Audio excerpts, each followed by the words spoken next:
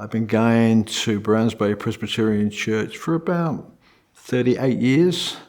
I'm an elder there, and currently I am the chairman of the board of managers. And our role is to look after the buildings, which is the main church, the hall, and the manse where the minister lives.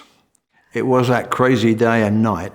I had heard from our session clerk that he felt the church was in trouble. Our church is in Anzac Road, and we went down there and there were cars floating down the road.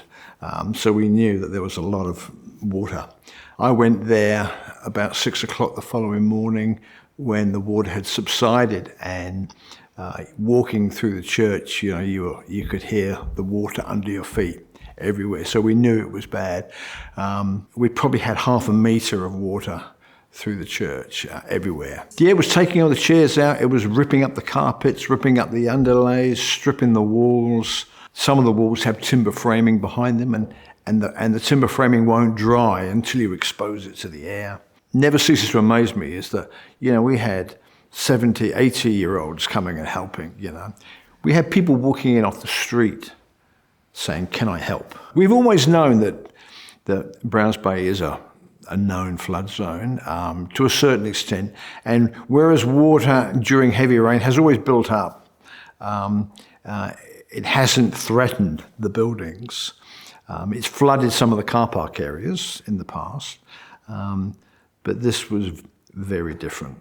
The construction of our building was built in the 60s, so it's a masonry building, and it has a cavity wall in it. And to allow the cavity wall to breathe, there are little holes around the walls. Doesn't help when it's flooding.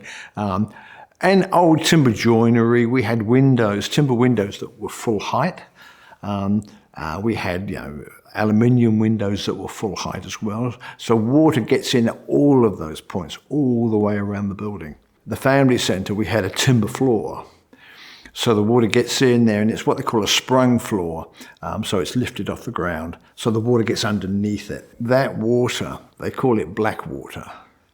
And it's called black water because it has the potential to have every imaginable, bad thing in it. We thought we could leave a couple of timber shelves out that could dry out. I left them outside to try and dry out. Then about 3 days, there was a red and orange mould growing up them. Yeah, again, as I say, it was traumatic. The flood happened in January 23. We were back in the church for our first service. I think Easter the following year. We have some fantastic people who work so hard, doing painting and some carpentry work. We had one of our guys who was an electrician, did all the electrical works, and that allowed us then to have funds to do other things, and make some changes that perhaps we would never have been able to do. The church took on a very different look, a softer, warmer environment.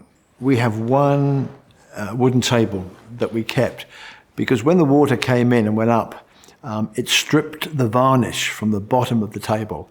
And so when you look at it, you can see this line that goes completely even around the four legs, where it is sort of almost back to the bare wood, where it stripped everything down.